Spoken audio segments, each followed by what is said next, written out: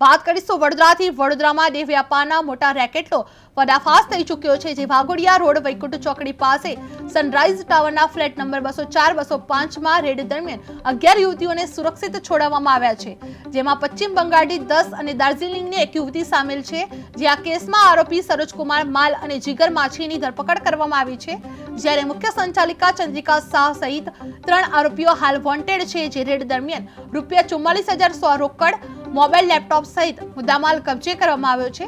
નોંધનીય છે કે ફરાર આરોપીઓ પર અગાઉ પણ દેહ વેપાર અને માનવ તસ્કરીના ગુના નોંધાયેલા છે।